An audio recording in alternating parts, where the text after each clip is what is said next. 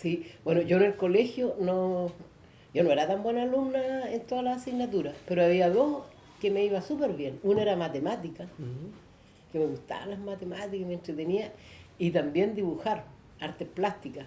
Entonces la combinación de matemática con artes plásticas era esa ecuación, el resultado era arquitectura. Mm.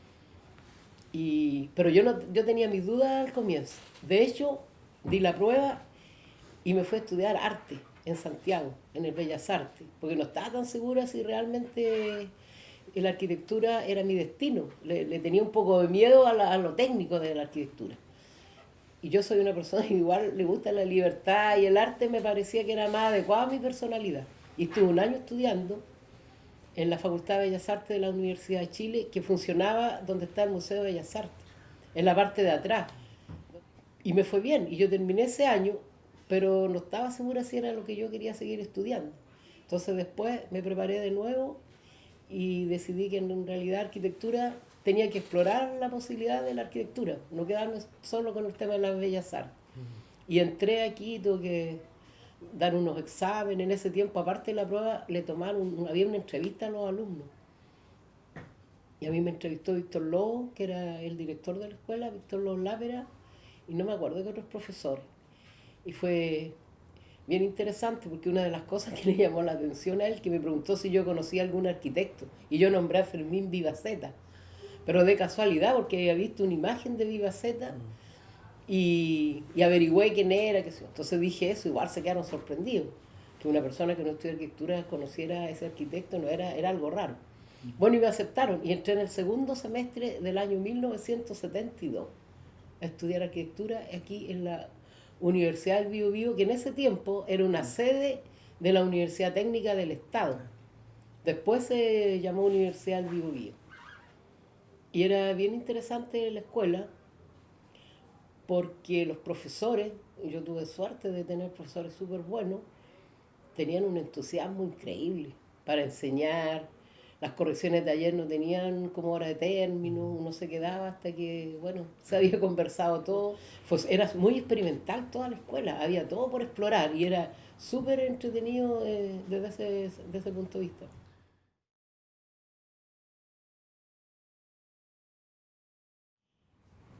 Y a mí me gustaba también la historia, en realidad la historia no me gustaba tanto, me gustaba leer, pero con Rodolfo Oyarzún me gustó también la historia, porque él explicaba como el significado de los edificios o el significado de los momentos históricos.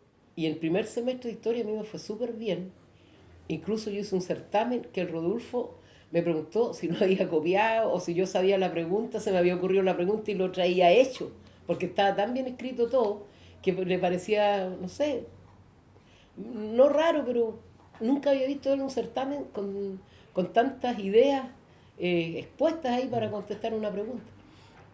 Y yo le dije que no, porque yo no lo copié ni tampoco lo sabía la pregunta de antes. Entonces, en realidad me dice, bueno, difícil que la supiera porque ni él mismo sabía lo que iba a preguntar. Pero me dijo, oye, pero la capacidad de interrelacionar cosas le había impresionado. Y me propuso que fuera su ayudante de historia. Él me preparó. Yo tenía que ir todos los sábados a su casa, los sábados en la mañana, desde las 9 de la mañana hasta la 1, trabajábamos mirando libros de historia, que él tenía una biblioteca pero increíble, y conversando de las imágenes. Y me acuerdo que en un momento dado me dice, y ahora tú tienes que hacer una clase, y era sobre arquitectura griega. Vas a dar una clase a tus compañeros. Así que bueno, él me ayudó a preparar la clase, elegir qué edificio yo iba a explicar, cómo lo iba a analizar. Y después, un día sábado, me dice, bueno, el próximo sábado tú me das a mí la clase. Y porque tampoco se trataba de que yo viniera a decir cualquier cosa a los alumnos, porque él era bastante respetuoso también de la enseñanza. Mm. Bueno, yo llegué el sábado y tenía escrita toda la clase en unos papeles, escrito a máquina, porque en ese tiempo no había computador, me había costado escribir a máquina, porque uno se equivocaba y tenía que parchar con unos papelitos, en fin. Y cuando llego a la casa de Rodolfo, él tenía puesta ya una proyectora con las diapositivas que habíamos seleccionado que yo iba a usar, todo instalado. Y yo llego y me dice, ¿y esos papeles? Yo dije, no, es la clase. ¿Cómo la clase? Sí, la clase, yo la tengo aquí está todo escrito. Lo que yo voy a decir está todo escrito. Pero ¿cómo dice el profesor? Si la clase tú no la tienes que tener en unos papeles, la tienes que tener aquí, mejor en la cabeza. Que no, olvídate, ¿cómo se te ocurre que te vas a poner a leer? Si tú lees en las clases, entonces mejor le entregan los textos a los alumnos y que los lean en su casa, en un sillón calentito, cómodo. Entonces no, pues tú no puedes ir a leer a la clase, tú tienes que explicar lo que tú sabes. Y me fue enseñando todas esas cosas. Entonces fue súper importante él como en mi formación. Y yo creo que yo realmente, finalmente fui profesora, en parte, en gran parte, digamos, por la influencia que él tuvo, tanto en mi formación de estudiante, como me despertó también el amor por el conocimiento de la arquitectura y por el sentido de la arquitectura. Y creo que a él le debo lo que soy profesionalmente.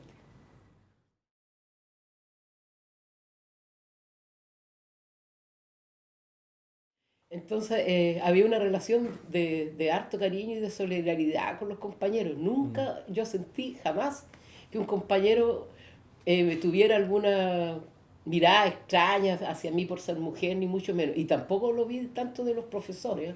Un poco a veces, que pensaban que en los ramos de construcción nos podía ir más mal, pero nos preguntaban, nosotros no, lo hicimos nosotros. Entonces no había tanto esa diferenciación. ¿Sabes? Yo cuando la empecé a sentir, cuando me recibí y fui a trabajar a las obras. La primera casa que yo hice, los maestros, ¿sabes? Que yo les decía algo y no me tomaban en cuenta. O sea, esa discriminación ya en el ejercicio real sí se ve, sobre todo en el trabajo de obra. O sea, lo que decía una mujer no tenía ninguna validez. Entonces, bueno, yo ya estaba trabajando en la universidad a media jornada, haciendo las clases de historia y ayudando también con Eduardo Meissner en los cursos de composición. Y un amigo que quería casar me invita a que haga su proyecto de su casa. Él tenía un terreno en el camino a Santa Juana. Y yo les hice la casa a ellos dos, que son amigos bien queridos, conversamos cualquier cantidad de lo que quería. Y en realidad ahí yo pude actuar con toda libertad y me demoré como un año en hacer el proyecto. O sea, era como hacer un proyecto de escuela. Claro. Y con maquetas y cosas. Y ellos iban, ¿no? Y yo tenía un taller en mi casa donde había hecho mis proyectos también. Y ellos iban a visitarme y conversábamos. Oye, fue muy hermosa como experiencia.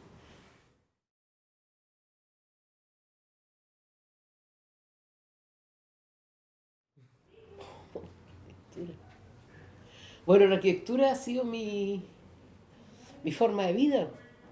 Mi forma de vida, realmente yo, pues ya no sé, la pregunta igual es difícil porque ¿qué significa la arquitectura? Para un arquitecto es su forma de situarse en el mundo. A mí me ha servido para eso, para entender procesos sociales, para entender a las personas. Yo creo que la arquitectura te obliga a no ser egoísta. Eso yo creo que es un gran valor que yo aprendí en la arquitectura, porque estás obligado a pensar en el otro. La arquitectura te obliga a pensar en el otro. Tú cuando haces una casa, yo cuando hice esa casa para estos amigos, tenía que olvidarme de lo que a mí me gustaba, de lo que yo quería o de lo que yo pensaba. Y tenía que pensar en el otro. ¿Qué le gusta al otro? ¿Qué quiere? ¿Por qué quiere? ¿Cómo quiere vivir? ¿Cuáles son sus aspiraciones? Entonces yo creo que la arquitectura a mí me enseñó en primer lugar eso, ¿no es cierto? A dejar de lado el egoísmo. Eso no significa que uno no tenga ideas propias. Yo tengo mis propias ideas, mis visiones. Pero a veces esas visiones tienen que quedar en un segundo plano porque lo que importa también es lo que quiere el otro. Hay que aprender a interpretar lo que los otros quieren. Que no tengan miedo. Que no tengan miedo, en primer lugar, a opinar. Yo creo que eso es el principal miedo que hay que evitar, digamos. Y también le digo a los chicos lo mismo, ¿no? Porque a veces, bueno, yo hago clases y los alumnos de primer año se les cuesta hablar, uno los trata de como de estimular. Y yo creo que no es porque no tengan nada que decir, sino porque a veces tienen miedo a decir algo que pueda ser ridículo. Nunca una opinión es ridícula, entonces hay que primero aprender a opinar. Entonces yo le digo a las niñas que no tengan miedo de opinar con palabras y también con ideas y con proyectos. Y en el fondo un proyecto es una opinión. Cada vez que uno hace un proyecto está opinando sobre algo, sobre un lugar, sobre un problema o sobre una solución a un problema. Cada proyecto yo lo veo como una opinión. Y esa opinión es válida si está bien fundamentada, si está sustentada en algún criterio más o menos coherente. Entonces eso le diría a las alumnas, que no tengan miedo de opinar como en sus palabras, pero tampoco en sus obras, que sean valientes, que se atrevan, que cada vez las fronteras que separan los femeninos y los masculinos, son más difusas, y si están hay que hacer como que no existen, hay que eliminarlas.